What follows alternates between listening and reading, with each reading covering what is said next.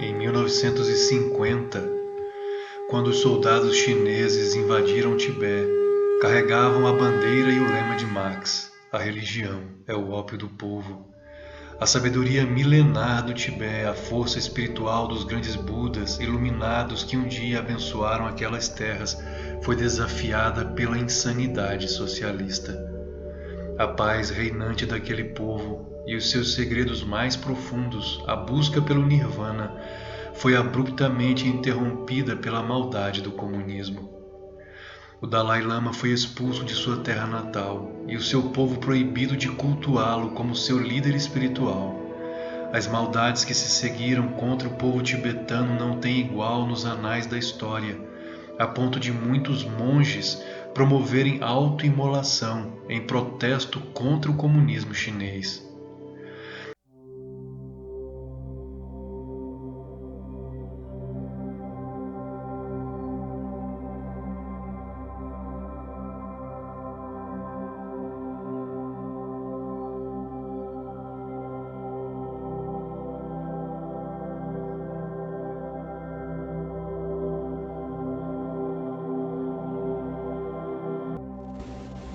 Se Buda estivesse encarnado hoje, ele seria contrário ao comunismo, que ao longo de todo o século XX promoveu a morte de milhões de pessoas, além de manter o povo budista tibetano em eterna submissão.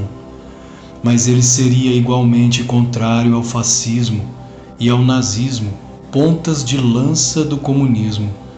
O Manifesto Fascista, escrito em 1919 por Alceste de Ambris, sindicalista italiano, e Filippo Tommaso Emilio Marinetti, poeta e editor, possui deveras semelhanças com o Manifesto Comunista escrito por Marx e Engels. Não devemos esquecer que o fascismo italiano surgiu com Benito Mussolini, que foi em seu início de carreira política membro do Partido Socialista Italiano, o PSI. Em 1919, Mussolini deixou o Partido Socialista para formar uma nova organização de cunho paramilitar, o Fácio de Combatimento ou Fácio Delitório, símbolo do antigo Império Romano. O interessante é que o uniforme dos fascistas da época de Mussolini era preto, vestidos de preto. O uniforme dos fascistas era uma camisa preta, com o uniforme militar por baixo. Mera semelhança com os antifas nas ruas de São Paulo e nos Estados Unidos.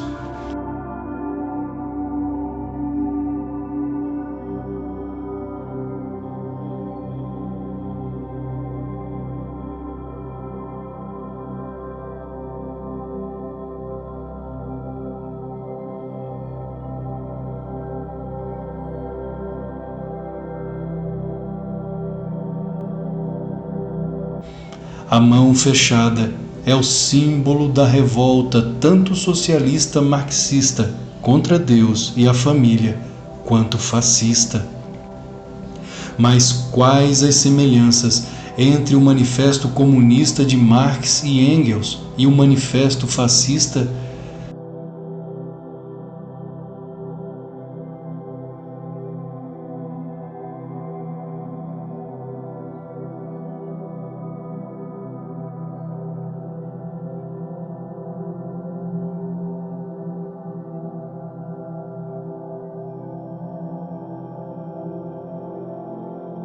Vejamos conforme lemos na página de Mises Brasil.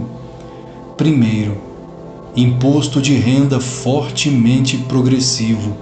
Segundo, centralização do crédito nas mãos do Estado, por meio de um banco nacional com capital do Estado, usufruindo monopólio exclusivo. Terceiro, centralização nas mãos do Estado de todos os meios de comunicação e transporte.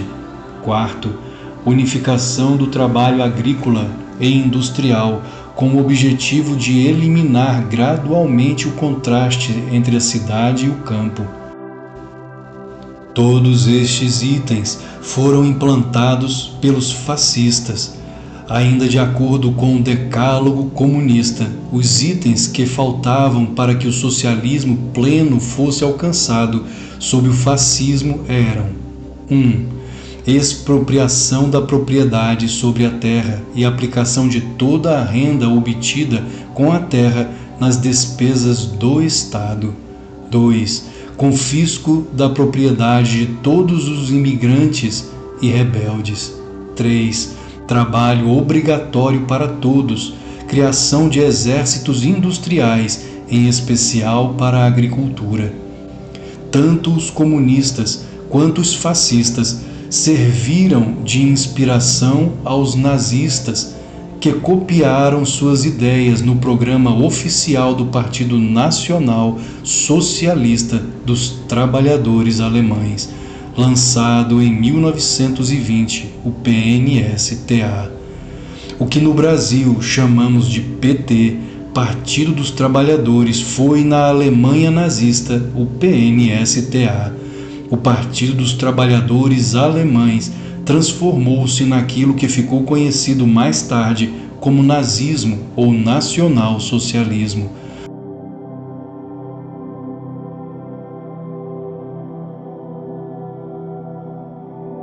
O que chamamos hoje de PSDB aqui no Brasil foi na Rússia de Joseph Stalin o PSDR, Partido Social Democrata da Rússia, o comunismo russo, pior que o nazismo, pois matou mais pessoas que o próprio nazismo.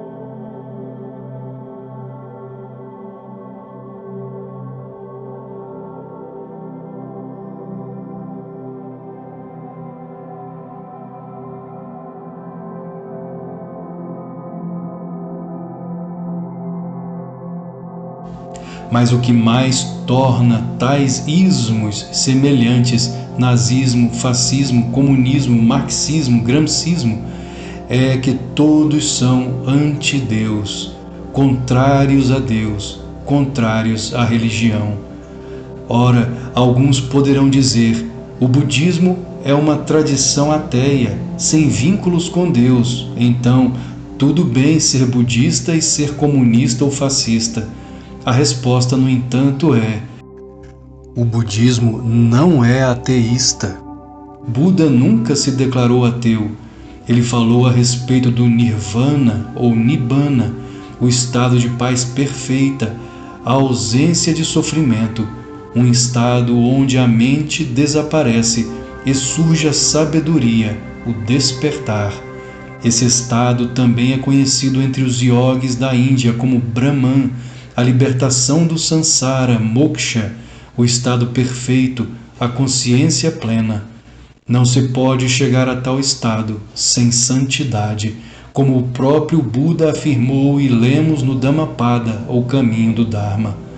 O Dharma, as virtudes morais e espirituais, são negadas pelo marxismo, assim como pelo fascismo, pelo nazismo, que em essência são práticas satanistas e, portanto, antagônicas, inimigas do verdadeiro budismo, como do verdadeiro cristianismo, do autêntico hinduísmo e de qualquer tradição dita religiosa. Do latim, religião quer dizer religare, ligar novamente a alma do homem a Deus, a mente pura, a essência do ser.